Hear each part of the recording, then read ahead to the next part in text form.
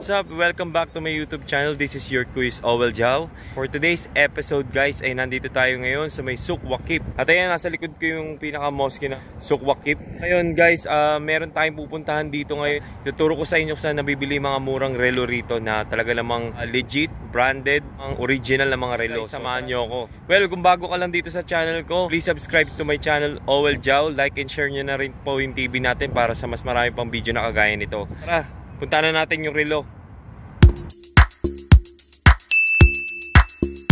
So yun guys, naglalakad tayo papunta dun sa bilihan ng mga relo, mga legit na relo. Ngayon ay Ramadan dito sa Doha. Kaya naman ang mga tao rito ay busy at bawal kumain. So hindi tayo pwede kumain, sarado yung mga restaurant. Ang pupuntahan lang natin dito is yung mga bilihan dito ng mga kabayan natin. Alam niyo ba? So nandito tayo guys sa eksaktong location ng bilihan ng mga relo. Ayun guys, nakikita nyo yung Hyper Touch na yon. Doon tayo pupunta, napakalit lang ng store nila kaya hindi masyadong makikita. Pero dito sa vlog natin tuturo ko sa inyo. Katabi lang siya nitong Dana Center at saka itong mosque. A few moments later. Ayan guys, yung Hyper Touch dito sa may Doha.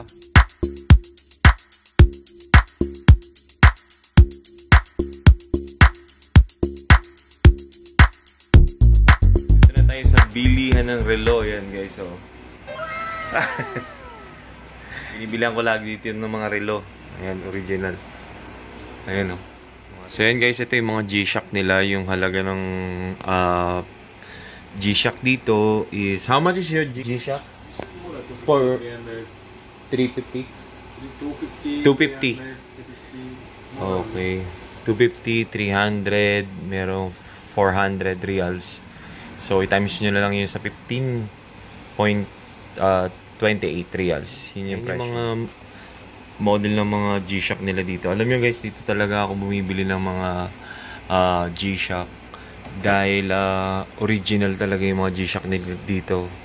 Siyempre, meron din silang certificate dito ng Casio, Seiko, ayan. Tsaka ano to, accredited ng Damasco, kaya naman legit. So gaya nitong mga relo na to, ito yung mga Casio na may illuminator. Yan, medyo nag-aano sa camera eh. Diba? Yung mga model ng Casio na dito o gaya nyan, ganyan. Pero this one, how much?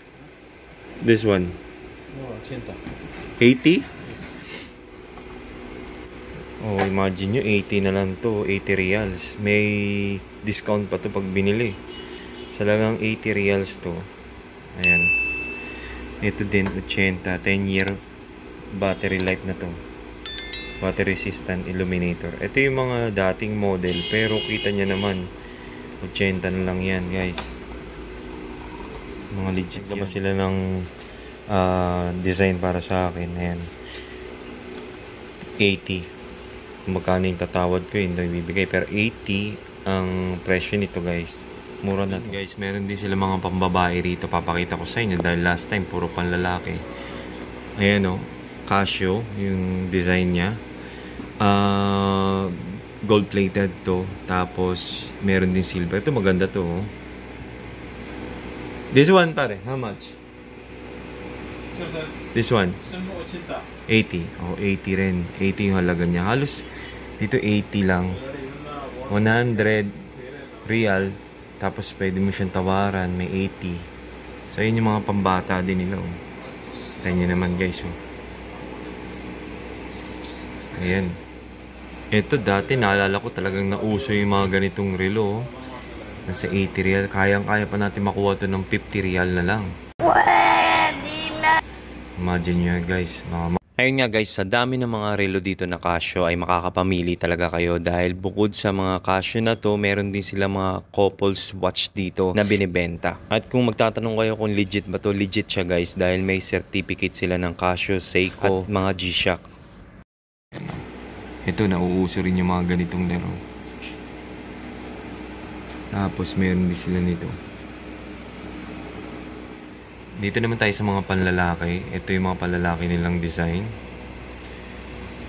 Pero this one is Automatic or battery operated? Battery. Okay, battery. And battery operated to guys. Casio. Then water resistant. Tapos itong kagandahan. Tignan mo yung kulay nito. Oh. Ayan oh. Tsaka meron siyang date no. Ayan oh.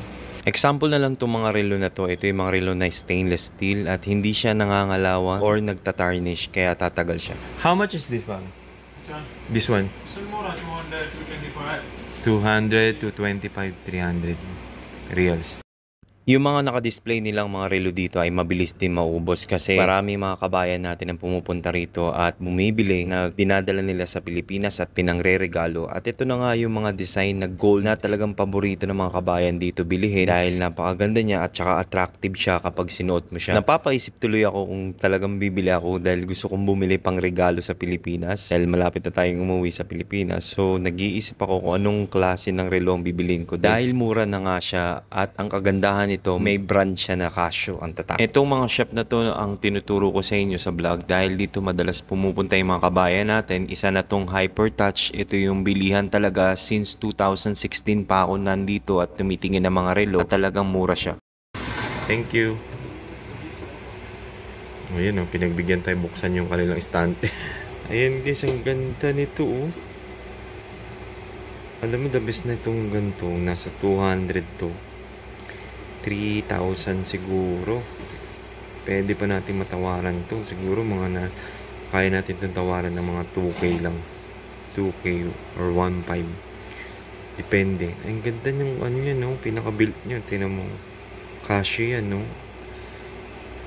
Ito yung mga ganda eh. Ito yung mga gusto kong ano. Tsaka, ito yung pinaka ano niya. Kumikinang oh. Kumikinang yung pinaka design niya. Dito. Ito naman yung isa oh. Leather naman tong pinaka strap niya. Tapos silver na yan guys oh. Ganda, mabigat siya. Ganda na relo oh. Ito nga yung isa sa mga relo na agaw pansin sa akin dahil napakaganda, napakadesente ng dating at mukhang mamahalin talaga siya. Kaya naman isusukat natin at itatry ko. Subukan ko, wala namang customer sila dito. Kaya solo-solo natin i-vlog tong shop nila. So ito yung napili ko na relo. Ayan. Yung sukat ko siya. Ito kasi nabili ko, napakamahal nito. Nabili ko sa mga mall. Dito sa kanya, 100 lang. Dun sa mall na nabilihan ko, 150 halaga. Try natin ito. Kung gusto nyo yung pa-adjust, pwede naman. Ganda oh. Leather yung ganito niya. At ayun nga, ang ganda niya at bagay din sa akin. Kaya naman sabi ko dun sa seller na suki ko ay babalikan ko ito at bibilihin ko sa susunod na punta ko. So yun guys, sinubukan ko ito. Meron din siyang kulay green. Ayan. Tapos ito yung nabili ko. Itong illuminator na ganito. 10-year battery. Ayan o. Ayan. Ayan yung nabili ko. Ayan siya. Mura lang dito, 100 lang. Kaya pa natin tawaran na hanggang 80 o 70 lang yan. At ayun nga mga kawapo at kawapa, napansin ko na meron din akong katulad na relo dito at naalala ko may nabili akong relo dati sa labas sa Maylulu at nagkakahalaga siya ng 150 real. Dito napakamura lang, 100 real at kaya pa natin siyang gawing 80 real sa tawad natin sa seller. 10-year battery. Yan. May ibang kulay siya oh. Ito, kulay gray, black, white. Ito naman guys, kung gusto niyo yung mga couple watch, meron din sila. By Casio din to. Ngayon sabi kasi ni Kuya, yung kanilang Seiko is naubos na. Sa dami ng bumibili dito sa kanila, naubos yung stock. So, meron naman sila dun sa kabilang shop nila. Kung gusto ko raw bumili, pwede nilang padala dito. Imagine nyo yan, dadalhin pa dito. Ito yung mga couple watch nila. How much is your couple watch? Mura. How much is the range for this one? Mura, 200, 180, 170, Okay. 220.